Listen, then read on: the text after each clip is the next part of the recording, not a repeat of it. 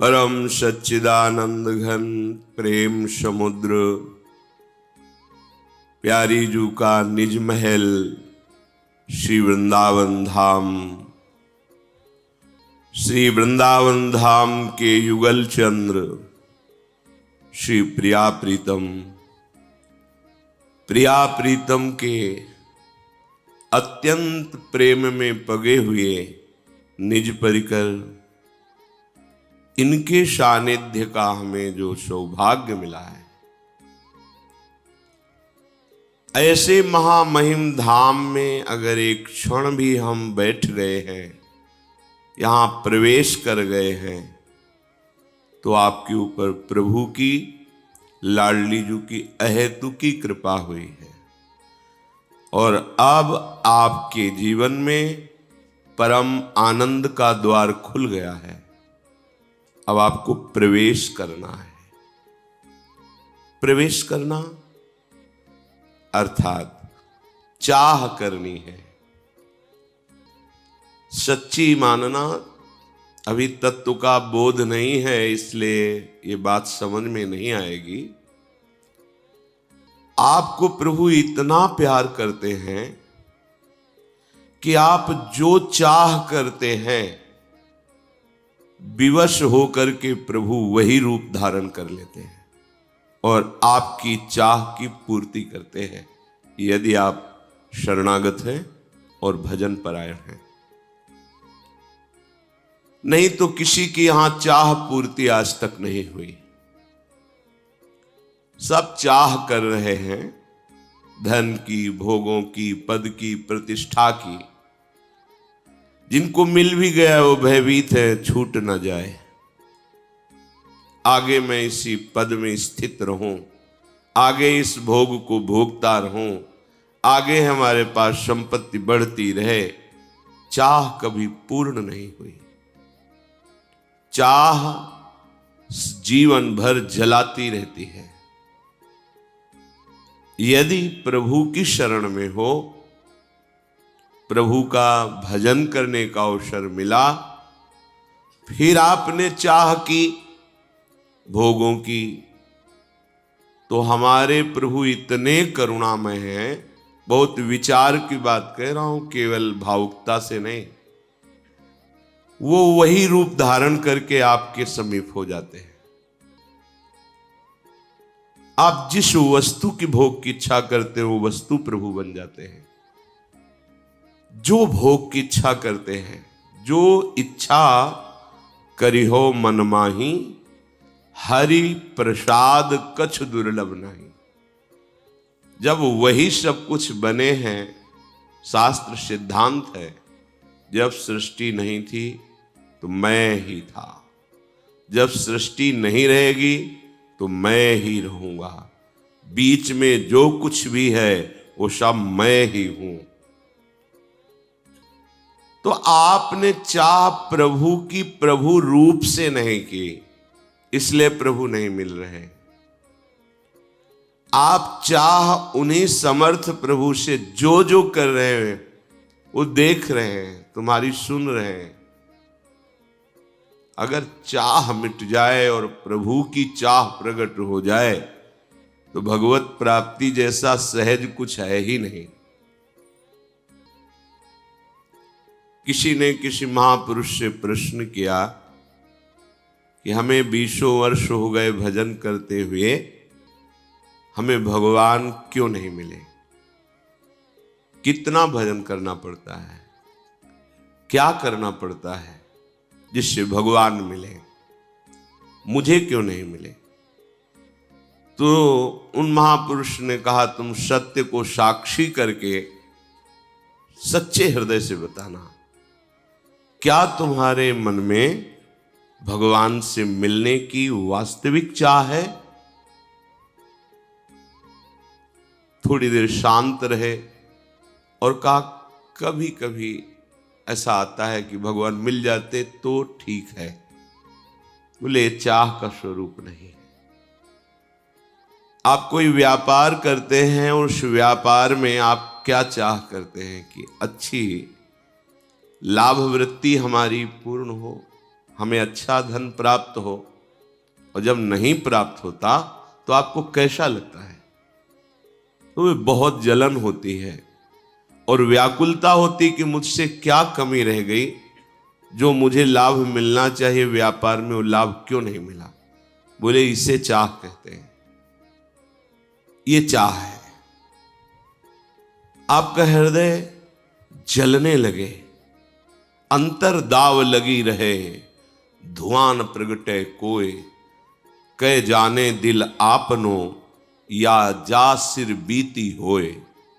अंतर में आग लग जाए, क्यों नहीं प्रभु मिल रहे। बोले आपको सुख से नींद आती है, भोजन अच्छा लगता है, परिवार से बातें करने में अच्छा लगता है, घूमना फिरना अच्छा लगता है, सच्ची बताना। बोले जी। तो बोले अभी चाह ही नहीं प्रभु की मिलन की। चाह जब प्रकट होती है तो विषय भोग, निद्रा, हंसी, जगत प्रीति, बहुबात, ये अच्छा ही नहीं लगता, कुछ अच्छा नहीं लगता। तद्विस्मरणेन परम व्याकुलते।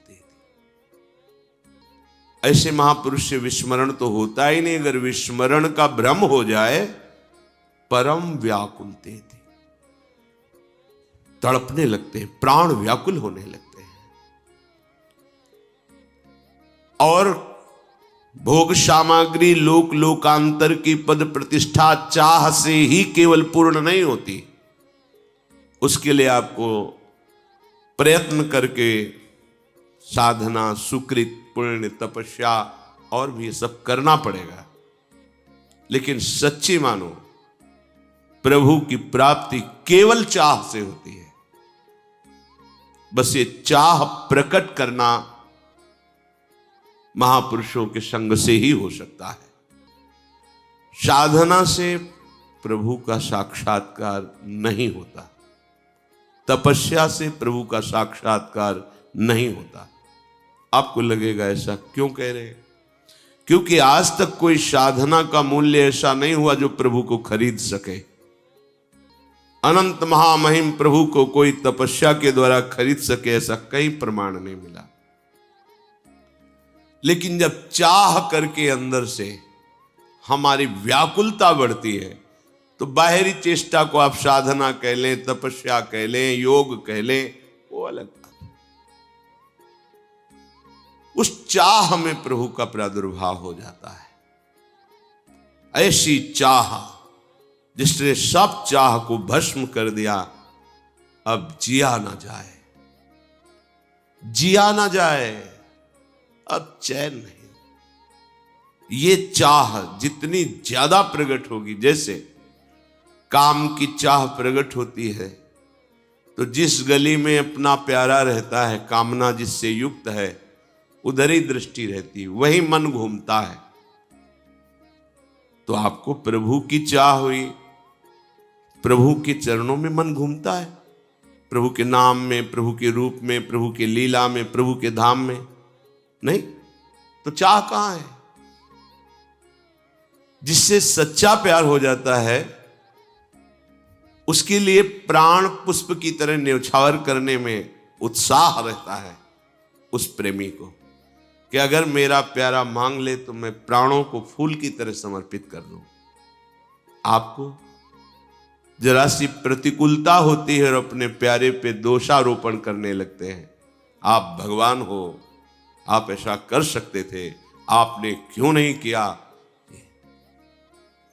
चाह, अगर हम किसी गुण की, किसी पद की, किसी भोग की, किसी योग्यता की हमारे अंदर चाह है तो अभी प्रभु मिलन की चाह नहीं है। हमारा चित्त जिस विषय का चिंतन करता है, मेरे प्रभु अंदर बैठे देखते हैं, वो बेपरवाह हो जाते हैं। प्रभु लगे रहो, जो चाहोगे मैं वही रूप रख के आ जाऊंगा, वस्तु का, व्यक्ति का, पदार्थ, उनके सिवा कोई है नहीं। मत्ता परतरम नान्यत किंचिदस्ति धनंजय। और जब प्रभु मिलन की चाह होती है तो प्रभु चिंतित हो जाते हैं, भक्त बेपरवाह हो जाता है। अभी क्या है, प्रभु बेपरवाह है, हम चिंतित हैं।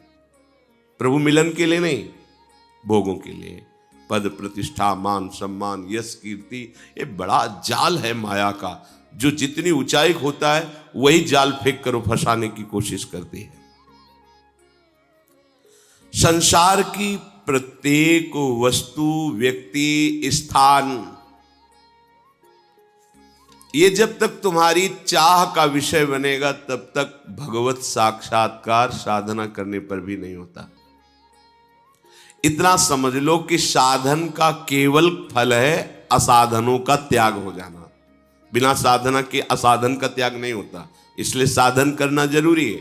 पर साधन से भगवत साक्षात्कार हो जाएगा ऐसा हमने अभी तक कहीं सुना नहीं, पढ़ा नहीं। प्रभु का स्वभाव है कि जब तक प्रभु को आप चाहेंगे नहीं तब तक वो आपके सामने अपना रूप प्रकाशित नहीं करेंगे। ये हृदय की बात, मुख से आप रो के कह सकते हैं। देखो, अलग अलग वृत्तियां होती हैं। जब आपके आंसू निकलेंगे और आप कहते हैं मुझे लाडली कब मिलेंगे, तो यहां हृदय में आपके दर्शन से तत्काल पता चलता है कि लाडली के लिए आंसू नहीं है। किसी समस्या और दुख और आंतरिक वृत्ति से थकित होकर यह बात कही जाती है। वो समझ में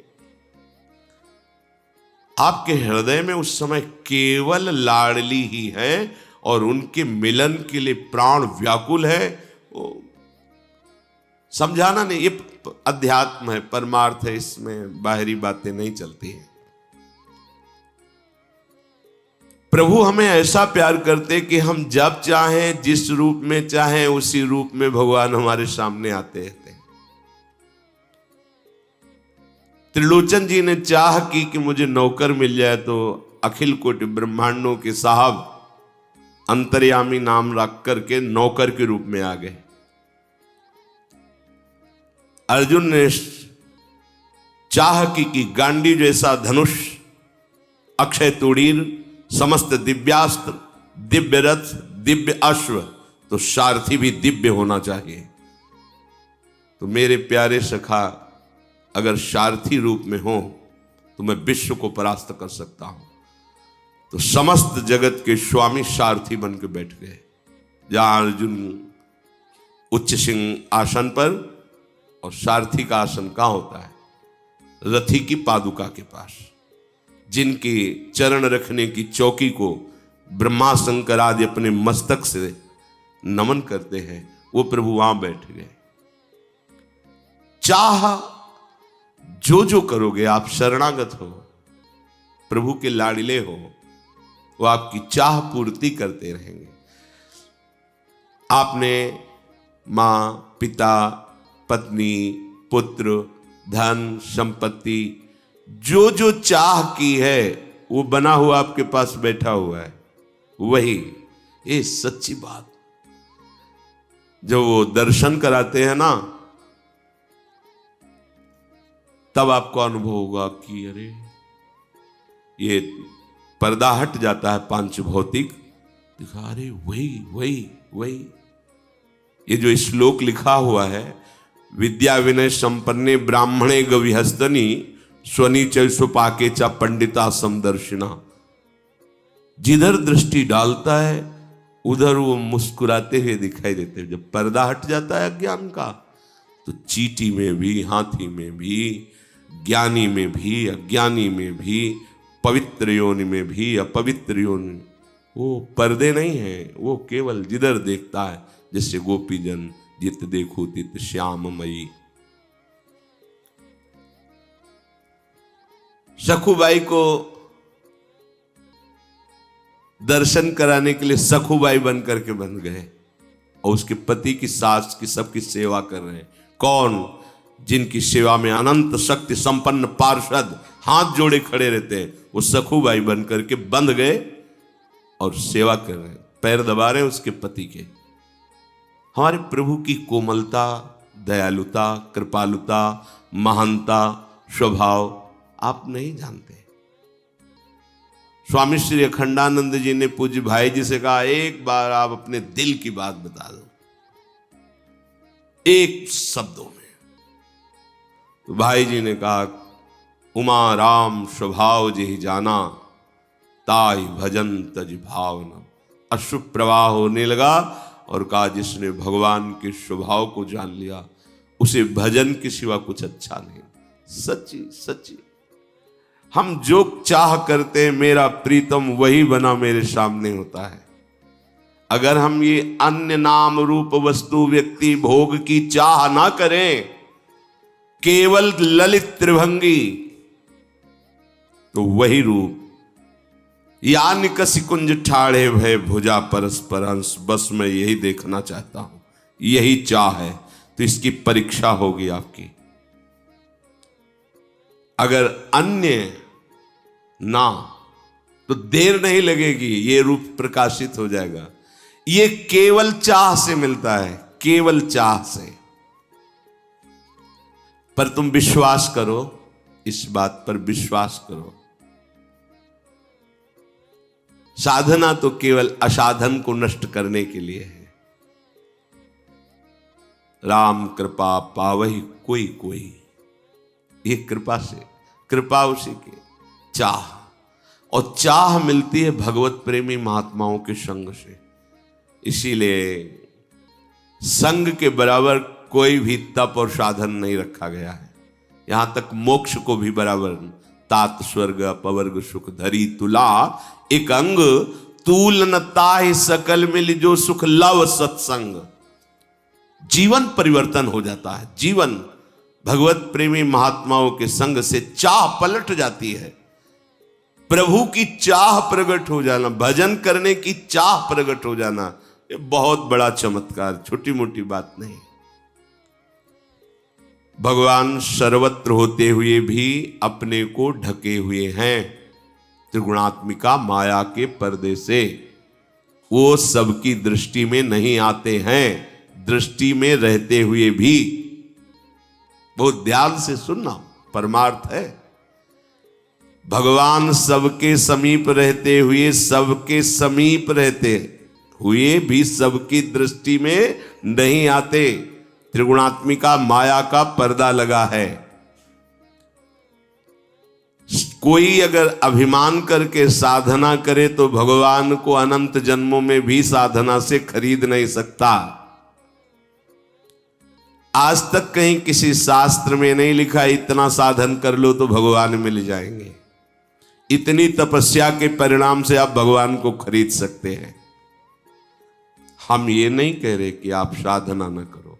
साधना नहीं करोगे तो असाधन जो चल रहा है वो रुकेगा ही नहीं, तो फिर बात बनेगी नहीं। साधना असाधन त्याग के लिए है, पर भगवान की प्राप्ति भगवत प्रेमी महात्माओं के संग से प्रकट हुई चाह से है। चाह, खूब साधना करो, लेकिन आज तक कहीं यह परिणाम लिखा नहीं पाया गया कि साधना से प्रेम का प्रादुर्भाव हुआ। अपने यहां तो सिद्ध महापुरुषों ने कहा, रे मन रसिकन संग बिन रंच न उपजय प्रेम। और गोस्वामी तुलसीदास जी ने कहा, यह गुण साधन ते नहीं होई। और भगवान श्री कृष्ण चंद्र ने कहा कि व्रतानि यज्ञ छंदांसि तीर्थानि यमा यमाह यथा वरुंधेत सत्संगः सर्वसंगोपहो हिमाम। व्रत से, साधना से, नियम से, वेदाध्ययन से, तीर्थयाटन से और धर्मों के पालन से मैं वश में नहीं होता,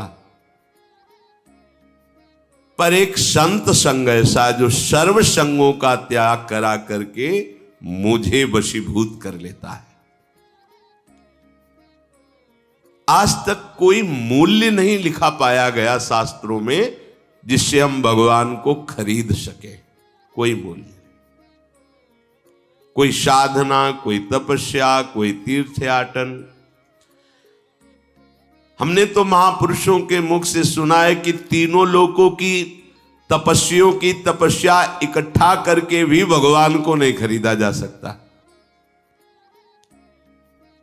भगवान की कोई कीमत नहीं। इसके दो अर्थ हैं। भगवान की इतनी महान कि कोई कीमत ही नहीं है। जैसे बोले ये तो अमूल्य हीरा है, इसकी तो चाहो जो ले लो, पर इसकी कीमत, जैसे यमराज जी ने जब कहा तुमने 2 बार राम राम कहा, इसकी कीमत क्या? तो हमें नहीं पता, आप बताओ ना। बोले कीमत तो नहीं बता सकता, क्योंकि नाम की। तो ब्रह्मा जी, भगवान शंकर जी, यहां तक स्वयं भगवान से यही प्रश्न किया गया, तो भगवान ने भी कहा कीमत तो नहीं बता सकता, पर प्रभाव उसका देख लो कि आप लोकपाल ईश्वर कोटि के महापुरुषों द्वारा पालकी में लाया जाकर हमारी गोद में बैठा, पर यह कीमत नहीं कह सकते इसको, अमूल्य। तो भगवान की कीमत क्या है? अर्थात अमूल्य है। और दूसरी बात, कोई मूल्य नहीं, केवल तुम मिलना चाहो बस हृदय से। पर इस मिलने की चाह का प्रभाव की अन्य कोई चाह नहीं, न सुख की, न दुख की, न लोक की, न परलोक की, यहां तक कि न मोक्षास्याकांक्षा, मोक्ष की भी आकांक्षा है।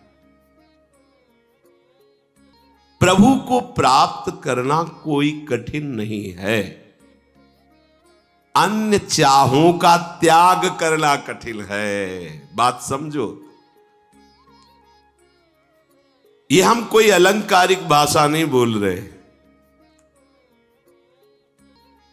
प्रभु की चाह आग की तरह हृदय में प्रकट हो जाती है। ऐसी बेचैनी पैदा होती है कि कुछ अच्छा नहीं लगता।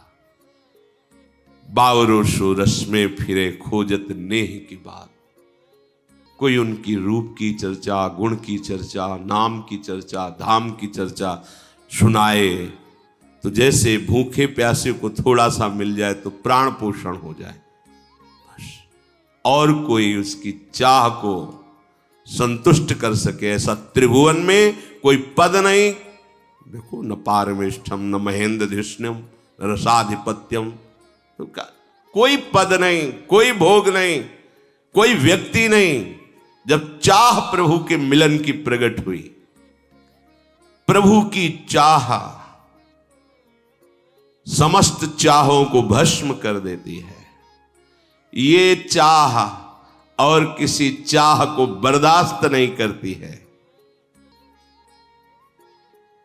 ये जब चाह प्रकट हो जाती है तो जिस माया से सब बड़े बड़े साधक जन, सिद्ध जन, ज्ञानी जन उसकी प्रभुता महिमा का वर्णन करते हैं, माया खल नर्तकी बिचारी, भगवत चाह करने वाले महापुरुष के सामने एक नर्तकी की तरह है, वो आकर्षण नहीं कर सकती। ये तभी तक हमको लूटते रहते हैं, काम क्रोध आदि। तावद रागा दहस्तेनास्तावत कारागृहम गृहम तावन मोहोंघ्र निगडो यावत कृष्ण नते जनाहा। हे कृष्ण, हे श्याम सुंदर, जब तक तुम्हारा जन नहीं बन जाता तब तक यही काम क्रोध लोभ मोह मद मत्सर राग द्वेष जो चोर हैं, ये सुकृत का ऐसे चतुरता से ठगी करते हैं कि हम राजी रहते हैं खुशी हो करके। लेकिन जो प्रभु का जन हो जाता है फिर नहीं। ये मोह की बेड़ियां ऐसी मजबूत बेड़ी है जिसे किसी अस्त्र से नहीं काटा जा सकता।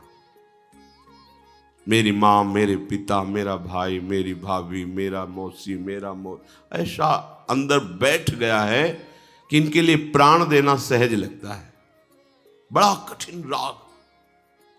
जब तक प्रभु का जन नहीं हुआ तब तक इस राग का त्याग करना। मोह की बेड़ियां ऐसे जकड़े रहती हैं, नहीं निकल सकता, नहीं निकल सकता। किसी साधक के परिचय का कोई परिवार का एक बार आया था, ही धाम में थे, मिले, फिर वो गायब से हो गए। तो सेवा में रहते थे वो, उन्होंने कहा वो आए थे, फिर पता ही नहीं उनका कहाँ। रात्रि में फिर 2 ही 3 लोग उस समय थे, तो वहां गए ढूंढने। तो किसी ने बताया यमुना किनारे गए तो ऐसे कपड़ा ढके हुए बैठे थे ऐसे। बड़ा हमें अच्छा लगा कि चलो वृंदावन आने का यही लाभ। उनसे कहा हठ नहीं किया जाता, चलो प्रसाद पाव चल करके, क्या तुम्हारे अंदर चाह है? तो रो पड़े। कहा हमारी बिटिया को उसके ससुराल वालों ने त्याग दिया है, तो हम प्राण त्यागने आए, ना खाएंगे पिएंगे ना कुछ करें। और रो पड़े कि ऐसा ऐसा। अच्छा है, भाव अच्छा है, पर अपने लोगों के लिए जो भाव आदर का होता है कि अगर ये होता कि एक बार श्री जी दर्शन दे मुझे, या श्री जी का भजन या प्रेम मिले, जीवन व्यर्थ जा रहा है, तो चरणों में लौटने का मन करेगा। धन्य हो तुम, गृहस्थ होते हुए भी धन्य तुम्हारी ऐसी चाह है। उस चाह, इसमें तो पूरा संसार फंसा हुआ है। तावन मोहोंघ्रि निगडो, ये मोह जंजीर की तरफ बांधे हुए अपना जीवन न्यौछावर कर देते हैं मोह के प्रति। 1,00,000 2 लाख नहीं, प्रायः सब, कोई बिरला है जो इस मोह की जंजीर को काट करके भगवान के भजन मार्ग में चले। हमारे मन में प्रभु की चाह तभी मानी जाएगी जब जीने की भी चाह नहीं, किसी के संग की चाह नहीं, किसी भोग पद प्रति कोई अन्य चाह ही नहीं। चाह मिटी, चिंता मिटी, और मनुआ बेपरवाह। और जिनको कछु न चाहिए ते शाहन के शाह, वो बादशाह है जिसको कुछ नहीं चाहिए। और वाल्मीकि जी भी भगवान श्री राम से कह रहे कि जाहि न चाही कबहु कछु, तुम सन सहज सने। सहज, कोई चाह लेकर के आपसे प्यार नहीं है। आप ऐसा करें तो आप मेरे प्यारे, आप ऐसा ना करें तो आप झूठे, आप प्यारे नहीं, ऐसा नहीं। प्यार में नहीं होता। तुम सन सहज सने, तो बसहु निरंतर तासुर, सो राउर निज गे। ऐसा नहीं कि आए और चले गए झलक देके, नहीं।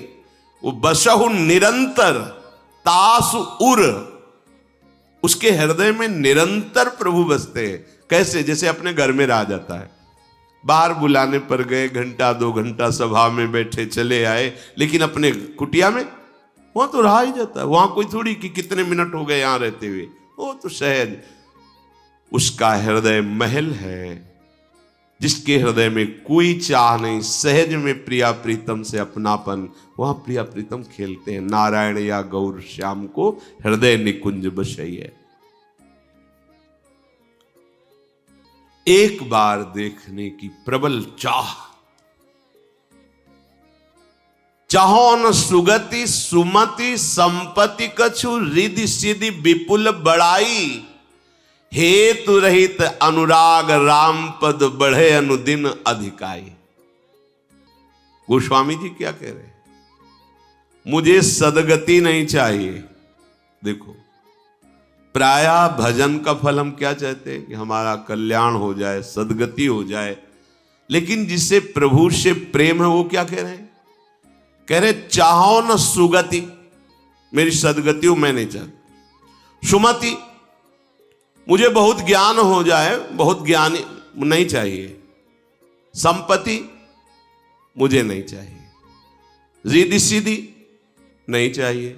विपुल बड़ाई, लोग वाह वाह करें, मुझे नहीं चाहिए। तो चाहिए क्या? हे राघवेंद्र सरकार, आपके चरणों का चिंतन करते हुए, आंसू बहाते हुए समय कटे बसी है। मृत्यु की बाट जो हो रहे हैं, मुख में नाम है, हृदय में उनकी प्रति प्रीति है, आंखों में अश्रु रूपी पुष्प हैं जो प्रतिपल चढ़ा रहे हैं। बस इतना चाहिए। कोई सदगति, कोई ज्ञान, कोई रिद्धि सिद्धि सब नहीं चाहिए। आपका चिंतन करते हुए अश्रु प्रवाह करते रहे अनुराग पूर्वक। तो ये महामहिम स्थिति है। जब यह चाह रहेगी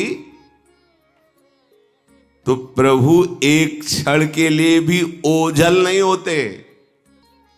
पी मूर्ति नैनन बसे तेहि रस रहाय समाय। जिससे कल चर्चा में था कि कभी तो ऐसा लगता है मिले ही नहीं, कभी ऐसा लगता है कि बिछुड़े ही नहीं, कभी मिलन कभी विरह। ये प्रेम की वृत्तियां हैं। छिन छिन रुदन करंत छिन गावत आनंद भरी छिन छिन हार हसंत। ये प्रेम की भान उफान तरंगे हैं। भगवत प्रेमी महात्मा के क्षण मात्र के संग से ऐसा दुर्लभ चाह प्रकट होती है। ये चाह इसीलिए चाहे शिव बिरंच सम होई गुरु बिनु भवनिधि तरे न कोई। लोग प्रश्न करते हैं तो प्रश्न की धरा को अपने गुरु प्रताप से समझा जाता है कि क्या इसका भाव है। तर्क संगत प्रश्न करोगे कि क्या गुरु के बिना कल्याण हो सकता है, तो उत्तर होगा कि आप किसी मनुष्य को गुरु नहीं प्रभु को गुरु बनाइए और उनका नाम जप कीजिए, मंगल हो जाएगा। लेकिन क्या आपको सेवा कुंज जाना, निधिवन जाना है, बाके बिहारी जाना, राधा वल्लभ जी जाना है, तो आपको क्या गाइड की आवश्यकता नहीं पड़ेगी। आप बाहर से आए हैं तो आपको पूछना होगा। अगर कहीं एक विश्वसनीय जो सब जगह दर्शन कर चुका है और वो पास हो तो आप निर्भय होकर बिना किसी प्रश्न के उसके साथ छोटी छोटी गलियों से होते हुए वहां पहुंच जाएंगे। आप आनंदित रहेंगे, कोई संशय नहीं होगा और ठीक ठिकाने पे पहुंच जाएंगे। तो बिना परिचय जानने वाले के हम परिचय कैसे जान सकते हैं। अब वो परिचय जनाने वाला प्रभु का कोई दूसरा नहीं होता। सोई जानई जे देहु जनाई। वो अपने को जनाने के लिए ही हमारी जैसी भाषा बोलने वाले, हमारे जैसे दिखने वाले रूप को धारण करके वो हमें समझाते हैं। बंदो गुरुपद कंज कृपा सिंधु नर रूप हरि। कौन है? सोई जाने जे देहु जनाई। तुलयाम लवेनापि न स्वर्गम ना पुनर्भवम भागवत संग संगस्य मर्त्यानाम किमुताशिषः। अगर ऐसे महापुरुषों का संग मिल जाए तो उस संग की तुलना में स्वर्ग या मोक्ष की भी बराबरी नहीं। फिर मर्त लोक के भोगों की बात क्या। एक क्षण में, यह विश्वास की बात है, हमारे जीवन का पूरा परिवर्तन होके एक क्षण में भगवत प्रेमी महात्मा पर हमारा विश्वास और श्रद्धा जितनी जोर की होगी उतना। अगर हमारा श्रद्धा विश्वास दृढ़ है, देखो कई बार कहा है आप भगवत प्राप्ति की चिंता छोड़ दीजिए, वृंदावन में बैठा हूं, मेरे वचन स्वीकार कीजिए, आप अनन्य हो जाइए श्यामा श्याम की। सारा ठेका वहां तक पहुंचाने का। बोले इतने हम नहीं, हम अपने आचार्यों की वाणी के अनुसार हरिवंश प्रताप नाम नौका निज खेवक भवसागर सुख तरत निकट हरिवंश जो सेवक। अंगद जी में बल नहीं था, समुद्र नहीं लांघने का उत्साह था। समुद्र लांघने का उत्साह कि वहां गया वहां से वापस आऊं कि ना आऊं, इतना उत्साह। जहां से वापस आने की शंका थी उसी सभा में चरण गाड़ दिए कि सिया राम जी को दांव में लगा दिया कि राम जी वापस चले जाएंगे, सीता जी को हार जाएंगे तो मेरा चरण उठा ले। पर कैसे? राम प्रताप सुमेरीपन रोपा, अपना बल नहीं, राम प्रताप। तो हम जो आपको कहते हैं ना ठेका लेते हैं, हरिवंश प्रताप ही जानत हैं। हरिवंश प्रबोध आप सुनकर के भी नहीं जान पा रहे। महिमा तेरी कहा कहो, श्री हरिवंश दयाल तेरे द्वारे बटत हैं। शब्द सुनो, सहज लाडली लाल, सहज सहज लाडली। तो द्वारे बटत हैं तो मतलब पंक्ति, पंक्ति मतलब अनन्यता, अनन्यता मतलब मन क्रम वचन त्रिशुद्ध सकल मत, हम श्री हित हरिवंश उपासी प्रियालाल मिलेंगे। इनके बल से प्रियालाल मिलेंगे। जब राधिका श्याम प्रसन्न भये तब नित्य समीप सुख खींच ले, पर तुम्हारा रोना बंद नहीं होता अपनी अनुकूलता के लिए। देह अनुकूलता, मन अनुकूलता, इंद्रिय अनुकूलता, और फिर उसमें जब आप साधन की चरम सीमा सुनते हैं तब आपका हृदय घबरा जाता है। ऐसों को भगवत प्राप्ति नहीं तो मेरे को क्या भगवत प्राप्ति? तो हो कहां तुम? तुमने सोचा कि तुम नाव में बैठे हो, साधना नहीं। उसी समय तुम्हारे मन में किसी उपासक से चर्चा में कि ऐसे ऐसे लक्षणों से तो नरक की प्राप्ति होगी, तो हाथ जोड़कर उसने कहा कि ये बातें दूसरों को भयभीत कर सकती है, कृपा कीजिए मुझे नहीं, मुझे अब ये बातें भयभीत नहीं कर सकती है, क्योंकि हम किसी साधन पक्ष के हम में नहीं है। हम तो आप ले जहां बैठाला वहां बैठ गए हैं। उस समय तो ऐसे कर, बाद में चिंतन में हृदय शीतल हुआ। यही यही हम चाहते हैं। हम भी कहें कि तुम्हें नरक मिलेगा तो तुम्हें हंसी आनी चाहिए कि आपने कहा था ऐसा। वो बात हमारे बैठ गई है। अब नरक स्वर्ग पवर्ग आस नहीं त्रास है, जहां राखोता रहो मानी सुखरा। अब भय की जरूरत क्या है? सच्ची मानिए, बिना प्रीति के, उसे ही चाह कहते हैं, बिना प्रीति के प्रीतम नहीं मिलते, और बिना अन्य चाहों के त्याग के प्रीति प्रकट नहीं होती, और सर्व त्याग बिना भगवत प्रेमी महात्माओं के नहीं होता। श्री भगवान के वचन, सर्व संगो पहो ही माम, सर्व संगों का त्याग कराने की सामर्थ्य। अब ये चूक साधक कर बैठता है।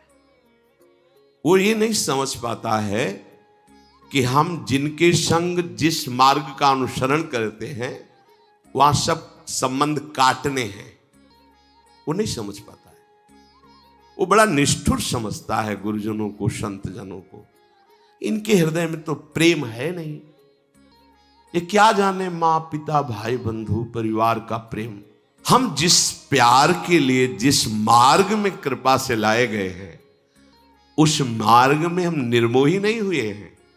हाँ, हम ये जान गए हैं कि जिससे हम प्यार करते थे उसका असली रूप क्या है।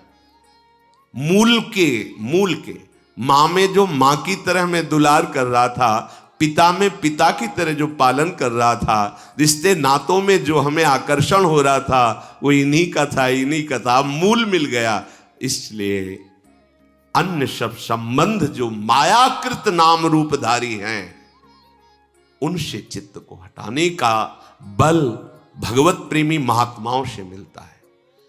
हम क्या करते हैं कि बहुत गुप्त जगह में अपने माने हुए प्रिय संबंधों को छुपा के रखते हैं, और जहां प्रतिकूलता की कसौटी भेजी गई वहीं खड़े मिलते हैं। जिस मार्ग के पथिक हो फिसल गए, आप गए। किस मार्ग के पथिक हो? सर्व त्याग से प्रीति प्रकट होती है और प्रीति से प्रीतम मिलते हैं, और जो सर्व त्याग तुम कदापि नहीं कर सकते वो उनके वचन और कृपा कोर से ऐसे सहज में हो जाएगा। पर उपासक नहीं समझता। यही भगवान की दुरंत माया है कि अमृत कुंड के समीप आकर भी वो आचमन भी नहीं कर पाया और फिर फिसल कर विषय रूपी विष में गिर गया जाके।